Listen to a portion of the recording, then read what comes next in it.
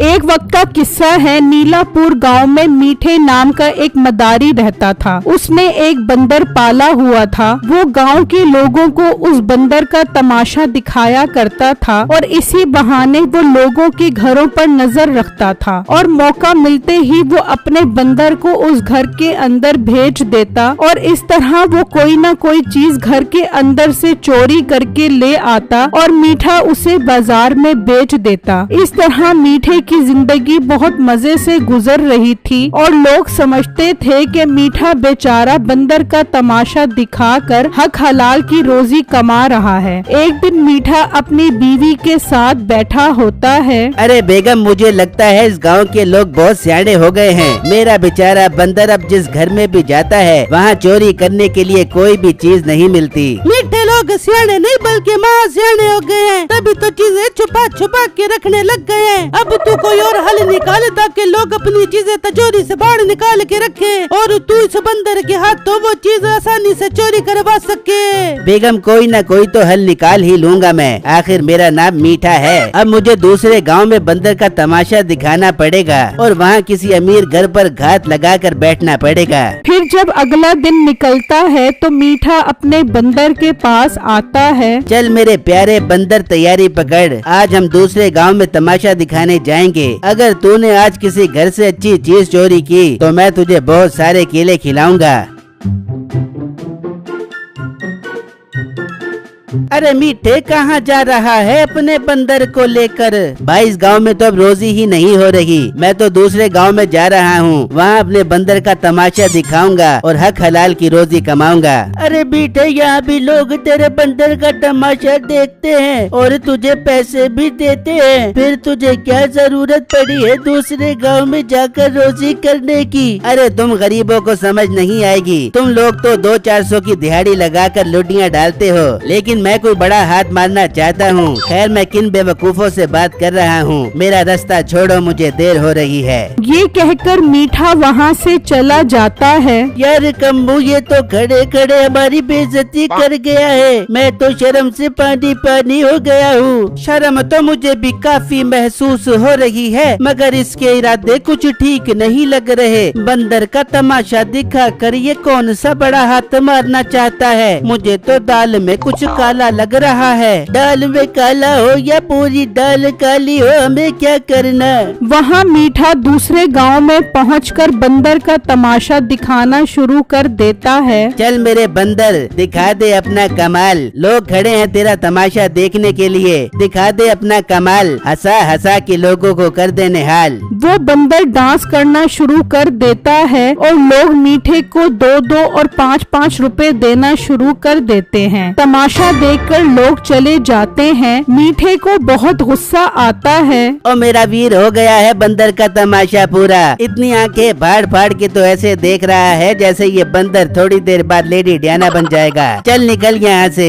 जब वो आदमी जाता है तो मीठा अपने बंदर को इशारा करता है और वो उसके पीछे जाता है और घर में घुस जाता है। लग तो ये गरीब गुरबा रहा है। देखो इसके घर में कोई काम की चीज होती भी है कि नहीं। इतने में बंदर बाहर आ जाता है और मीठा उससे पूछता है, हाँ मेरे शेरू, अंदर कोई चीज है कि नहीं? बंदर हाँ में सर हिला देता है। गुड मेरे प्यारे बंदर, अब आएगा मजा। हम दोनों रात में आएंगे और वो चीज ले जाएंगे। मीठा उसे लेकर वापस घर आ जाता है और उसे पिंजरे में बंद करके रात होने का इंतजार करने लगता है। फिर जब रात होती है तो मीठा उसे लेकर उस घर पर आ जाता है और उसे अंदर भेज देता है। बंदर अंदर जाता है और कुछ देर बाद वहाँ से एक मिट्टी का बर्तन लेकर आता है। उसे देखकर मीठे को बहुत गुस्सा आता है। ये क्या लेकर आया है तू? और तेरा खाना खराब हो। इतनी मेहनत करवाई मुझसे। तू घर चल, आ जा, तुझे खाने के लिए कुछ भी नहीं मिलेगा। भूखा रही सारी रात। मीठा उसे घर लाकर बंद कर देता है और अपनी बीवी को बताता है, अंधा हो गया तेरा तेरा बंदर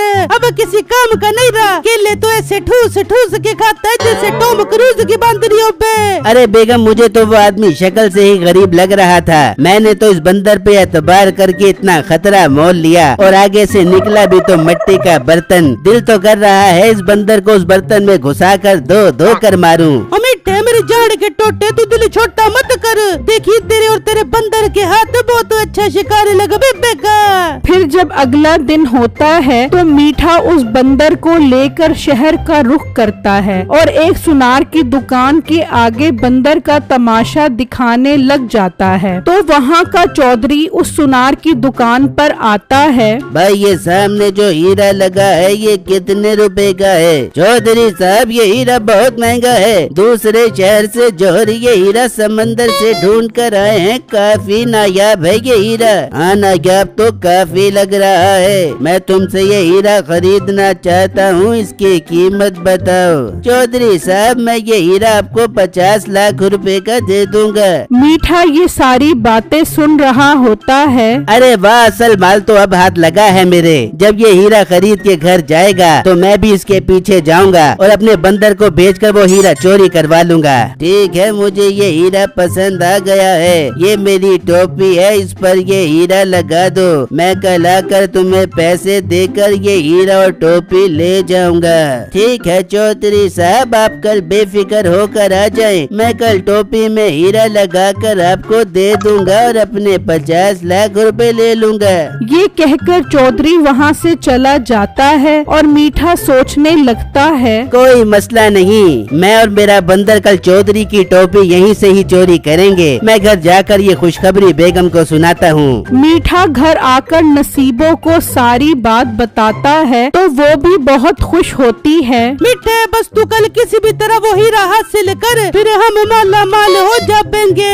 हाँ बेगम, तू कल मेरे और मेरे बंदर के हाथ का कमाल देखें। फिर जब अगला दिन निकलता है तो मीठा अपने बंदर को ले जाता है और उसी सुनार की दुकान के पास जाकर बैठ जाता है और चौधरी के आने का इंतजार करने लगता है। तो थोड़ी देर बाद चौधरी साहब पैसे लेकर आ जाते हैं। आए चौधरी साहब, मैं आप ही का इंतजार कर रहा था। ये देखे, मैंने आपकी टोपी तैयार कर दी है। कैसी लग रही है? हाँ, टोपी तो बहुत प्यारी लग रही है। मुलाजिम, इनको पैसे दे दो, पूरे 50 लाख रुपए हैं। चल मेरे बंदर, तैयारी पकड़। इस चौधरी की टोपी उतार कर दरख्त पर चढ़ जा। इस टोपी पर बहुत महंगा हीरा लगा हुआ है और कोई गलती मत करी। चौधरी जैसे ही टोपी लेकर जाता है वो बंदर आता है और उसकी टोपी उतार लेता है और दरख्त पर चढ़कर बैठ जाता है। मीठा ये देखकर बहुत खुश हो रहा होता है। अरे मेरी टोपी ये बंदर ले गया। ओए मेरी टोपी लो, इससे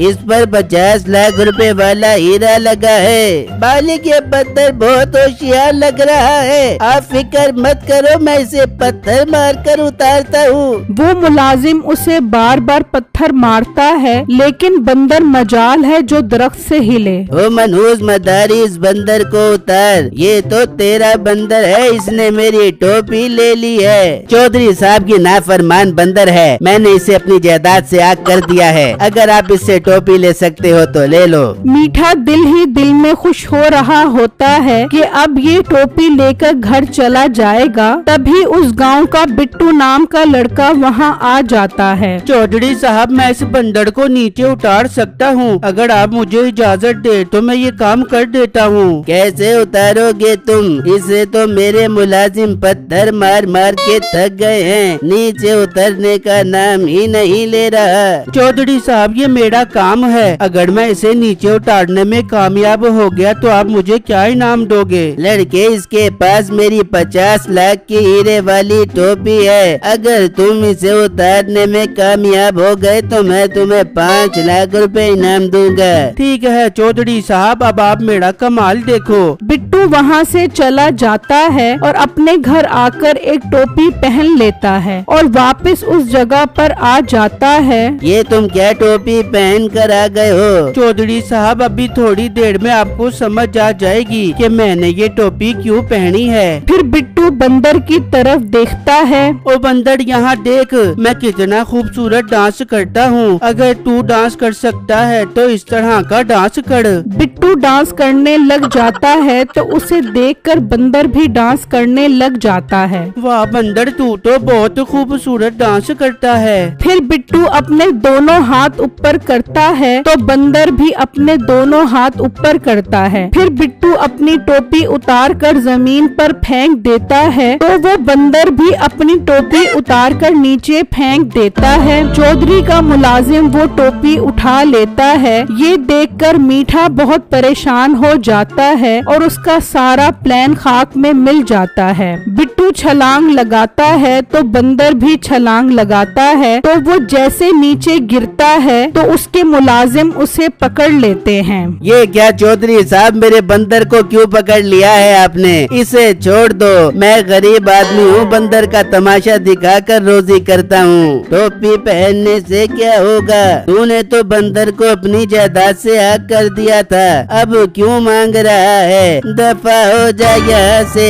इस बंदर को तो हम कैद करेंगे ताकि आइंदा ये किसी को परेशान न करे। चौधरी बिट्टू को इनाम देता है और मीठे को ये सजा मिलती है कि उसका बंदर उसके हाथ से निकल जाता है जिसके साथ मिलकर वो चोरी करता था। अब मीठे का बहुत बुरा हाल होता है।